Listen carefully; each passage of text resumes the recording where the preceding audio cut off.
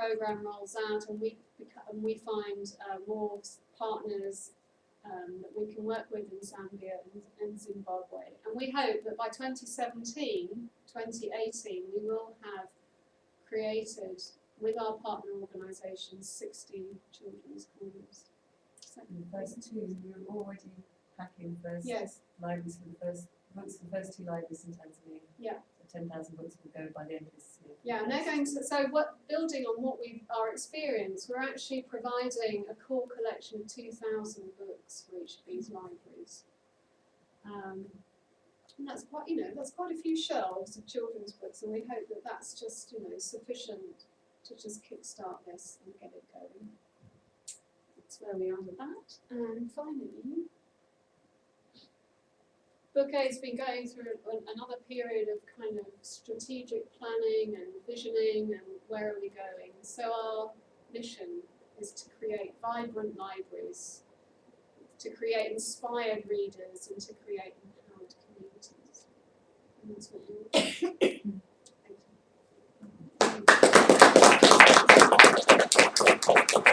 Any questions? Yes.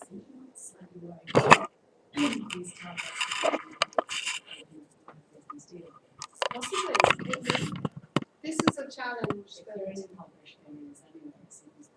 Possibly. I mean, it's something to consider. So security of the town. I think the libraries where they're going to be are in fairly, they're not really remote, so they're in kind of fairly visible urban spaces. So they're remote, but they're big towns. I'm not sure. I don't know what's going to happen. Security's been built into the budget. It's an issue that definitely made librarians aware of. There's a cost. Yeah. What's happened? Another in Kibera slum in Nairobi, which is a bit like Mathare. It's a huge, massive, sprawling area which has also some community libraries. Another organisation ran a similar programme. IFOL, do you know IFOL? Anyone come across that? Electronic Information for something.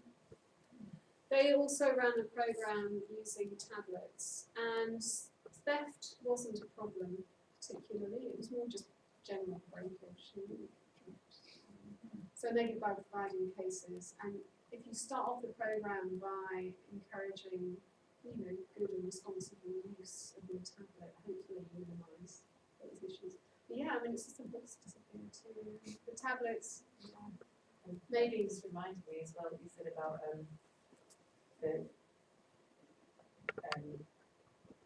how valuable books are. And one of the people that I was showcasing there at Mathare, the Youth Sports Association, another thing that they said there was that nobody steals the books from them because they know that those books belong to the whole community and they already belong to them. They make a big point of saying to them, these are your books, and they always bring them back. So hopefully it'll be the same with the tablets. Well, like you May I chip in there? Yeah, I have another experience that is similar and you have related to African Prisons project. So we have books. This is a project that I've been helping with. And I remember in Uganda, I went to speak to the chief of prisons in the big Remand prison, which I understand you've been to that library? And the guru? No, in the big one in Kampala. Well, anyway, we had quite a big collection in there, but it was only open to prisoners when the librarian or some assistants from the prison service were available. So we had an issue because it wasn't open all the time, and I tried to discuss having the books out on loan inside the prison, and the chief of prisons was very reluctant because again he thought that they were going to be smoke, they were going to be used as toilet paper, or to or for all sorts of uses because inside the prisons they have nothing. But then the evidence has shown that quite the opposite. They are so valuable as books that they will not do anything else, and they will encourage each other to use them responsibly. So I think that's something that we take for granted here, but over there it's far more valuable. They won't mess around with it. Yeah. Very inspiring presentation. Ambitiously, 2-3 questions in a couple of sentences. You mentioned about 500,000 books per year I do wonder how many are the unique titles. One. Second, do you also give a bit of guideline on the life of one title? How when they can read out? Means do they have to keep that one title for 3 years, 5 years, or 10 years? Means I'm just wondering about the repetition of the unique titles. That's a good question. Because as I was saying earlier, we don't have any IT system in the warehouse at the moment. We have a very basic one that just tells us numbers. So we don't actually know, unless we remember in our heads, we don't know what we've already sent them. So we do quite often send the same book, because we often get the same donations of books. Like Sage, for instance, is a big academic publisher for us, and we tend to get the same books from them all the time. So there is a lot of repetition of titles, and occasionally we, on our feedback forms, that's brought up as an issue. That, for instance, some of the universities say, oh, we keep getting the same books. So we're addressing that partly with our new database system, where not only ultimately will our partners be able to choose their own, but we'll be able to see what we've sent them already and be more careful with our selection. So that's that is an issue, and we're addressing it. In terms of quantities of the same title, again, what we ask our partners on the requirement forms we get them to complete to say how many copies of a title in this subject can you accommodate. So if they say they'll take up to 200 copies of one title, we rarely get it in those sort of quantities, but then we know that's okay to send them 10 to 20 copies of the same title. If they say they only want one copy and they don't want duplicates, that's all we get on that shipment. Obviously, up to now we haven't had a record of what we sent them before.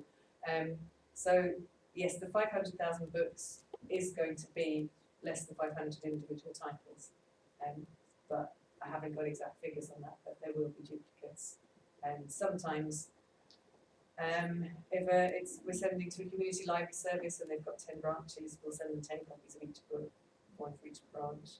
Open University of Tanzania, for instance, they have 11 campuses and they want a copy of each book for each campus. So sometimes it's duplicate copies because that's what they've asked for. Sometimes we have hundreds of the same thing. So I can't tell you now how many individual titles we send, but I hope this time next year I'll be able to say, yes, these are the individual ISBNs that we send for this titles. The other part of the question, which was about how long the libraries keep the books for, we don't really, part of our training would involve reading, but when we visit libraries, we do quite often see books that have sat there for 10 years. Obviously, those ones haven't been used much in that time because they would have fallen apart. So we get sometimes, a lot of those libraries, the shelves are empty until they get donations of books from us or from other organisations. The shelves are empty. They like to keep books on shelves just to fill the shelves in a lot of libraries. You will see books that have sat there a long time, not being used, not being read, because they've got nothing else to put there. And on the other extreme, we get librarians who tell us that, can we have hardbacks please, because the paperbacks fall apart, where they're so heavily used, especially the children's book libraries and the school libraries. And they're working in conditions that are hot and dusty, and the books fall apart in no time where they are heavily used. So those libraries do want us to keep sending the same books. So it's a bit of a mixture, really, to sort of emphasise science. Perhaps I've answered your question partly. And as I say, when we come back and do this time next year, I can probably give you a whole list. These are the books that we send. But that's what we're aiming for, certainly. Do you find that you have the same publishers donating regularly, and is it sort of a reasonable portion of all the publishers out there? Are there other publishers that could be put on board? Yeah, but 90 regular publishers. And the top one, I mean, some of them send us books constantly. Pearson, for instance, Hodder, Hachette, we get tons of books from them, and they come in regular big donations. A lot of the secondary texts we send are the CGP publishing, sort of revision guides and notes and that kind of thing. They send us regular huge donations. So there are probably 20 or 30 that we get regular huge donations, and then there's about another 60 publishers and booksellers that send us odd bits and pieces here and there. And we have a full-time member, well, part-time, 4 days a week member of staff, who's our acquisitions manager. It's her job, basically, to ring up publishers and hassle them and email them and try and persuade them to give us books. But we also have targeted donations where, as I was saying earlier, there are certain books we can never get hold of, and we're always chasing particular publishers. I have to mention facet actually. Where one of the subjects that's in highest demand is library and information skills, because all of the partners we're working with are librarians, and they always put that as a high priority in their forms. They want Dewey Decimal classification, they want Library Congress subject headings, they want books on librarianship and managing a library. Very hard to get. There are so few small specialist publishers in those sort of fields, they don't have the extra stock to give us. So we do chase publishers, especially for specialist material that we know is very hard to get. So it's a mixture of both, really. Actually, carrying on from that question, you mentioned that Heinemann had a special series of books targeted specifically to the African market.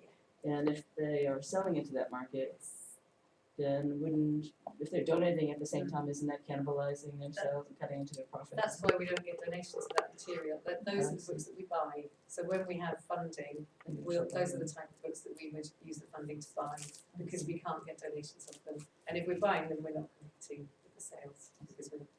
But yes, that is an issue, very much. There is an issue of publishers not wanting their sales to be damaged by donating lots of books. With other publishers, they might want to create a market where one didn't exist in a developing country. So they might want to donate books to us that we send, so that their name becomes familiar and people get familiar with their books. So on the one hand, some countries there are market restrictions. The publisher will say you can send out donated books to that country, but not that one, because we want to sell them in that country. So yeah, that's definitely an issue that comes up. And aside to that, in Cameroon recently, we had a local publisher in Cameroon who offered a huge amount, 50,000 books from their own warehouse. They donated to our partner in Cameroon for distribution to schools. So that's also another that we're looking at, Yes. which is getting local publishers to be a little bit more generous with their stocks and whatever. We know that it's tough out there for them to sell their books, but occasionally, like this, they will, if they'd say got a new edition or something, so we have that coverage. And we might even be approaching certain academic publishers in this country to do print on demand for us, where they're no longer printing overstocks because they're managing their printing better and having fewer overstocks. We might suggest, well, perhaps you'd like to do a special run of fragments business accounting for us. Most popular academics are. Open the whole So that's another discussion.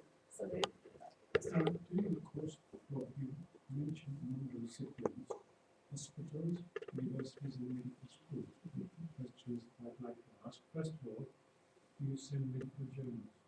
no, journals we don't, because we find that the academic journal sector is fairly adequately fulfilled by organisations like INASP and HINARI that are providing low-cost access to academic journals in science, technology, medicine to developing countries. And where we get donations of academic journals, they're very bitty, sporadic. You'll never get a whole run of a journal. So we prefer to focus just on monographs. But that is actually linked to your question about how long people keep the books for. Something else that I should mention we're quite strict about is how up to date they are when it comes to academic and medical textbooks. We wouldn't send a medical textbook that's over 5 years old. And thankfully we have a good donation scheme with Elsevier, and they send us a lot of their textbooks. So we usually have plenty of up to date stuff. My second question was in fact very on that, which is that when publishers give you medical books, I'm assuming that they give you books that are recently published that are remaindered, as it were, for them to be able to offer them to you. Yes, they do, and often we'll get the previous editions. So with something like the British National Formulary, which is published every 6 months, last year we had a big donation of brand new unused copies of CNN that were only 6 months out of date. That's rare. We did have a programme with them distributing second-hand copies, but we won't do that anymore. But a lot of the medical stuff we send is only 1 or 2 years old, and we're quite careful about not sending anything that's really out of date, especially in medicine, but also other academic subjects. Computing, for instance, some computing books are out of date very quickly, so that's another one we'd stick to. But as you say, when they get to that library, they might sit on the shelf for 20 years. That's something we have a little much on. Any other questions? So I'm assuming that you are not using any library withdrawals. No, we're not.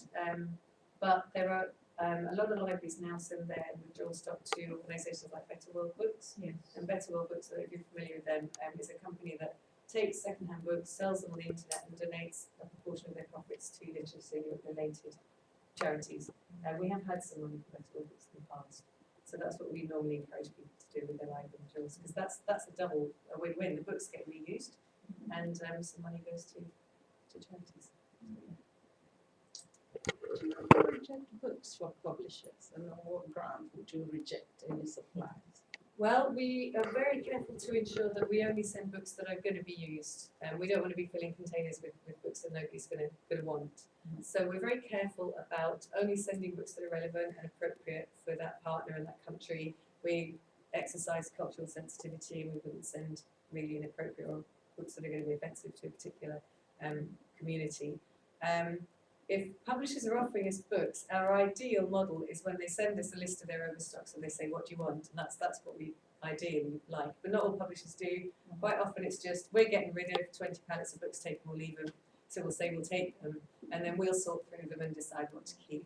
Unfortunately, it's a condition of our donations from publishers that we can't then resell anything we don't want. So those books that we really, really can't use, out-of-date medical books, things like that, they will be pulped, and we get money from the recycling company that pulps them. So they have a use, but most of the books that we receive, we would send. Things that we wouldn't send would be things that are, if it's academic, it's out of date. If it's something that's too focused on UK or American customs or things like that. School books about UK curriculum about citizenship, something like that. That's not going to be relevant to the countries we send. So we're quite careful about sending things that are appropriate. Oh, I noticed obviously it was focused on Africa. I just wondered if you anticipate that you might move into other areas, or like South America or the Indian continent in the future. Not at the moment. I think if we were going to move into new countries, there's plenty in Africa. I think in the past, yeah, I mean our reach was global. Certainly was Asia and the Caribbean. Guyana, Belize, there's kind of South American countries, but not right now. No. It's largely just the big resources. We can really have more resources. Yeah, ideally. But there Is there are other sort of other versions of you? Yes, there are. Yeah. There's a big American NGO, I think set up by, I can't remember now where they were from, either from Microsoft or Google or whatever, called Room to Read. And they certainly have a program in Asia and in Africa, and they're massive. I mean, they're really big. There's also an organisation called Code, which is in Canada, and they have programs in quite a number of countries, small number in Africa and in other places. But no, we've decided to concentrate on those countries, and there are other countries where we can see that we get requests all the time too. So, it is hard to say that we know that there's a massive demand out there to kind of fulfil it. Really good job in a few areas there. Absolutely. That was the decision that was taken a number of years ago by Book Aid International, because they were spreading too thinly over too many areas, and there was a huge exercise where they decided which countries to focus on. The ones where we could do the greatest amount of good with what we've got, basically. You already know the infrastructure in the places that you're supplying to at the moment. Yeah, well, you've got a good partner that you can work with, that you've built up a relationship with over time. And we're finding the same with our kind of schools program, because of the kind of, again, massive need with universal primary education in Africa. We're kind of focusing right in, so working in just a small number of districts in one country, and that will have a much better impact than sending 135,000 books to 6,000 schools across Africa. We can be able to focus right in and make sure that there's good collections in small number of places. Any more?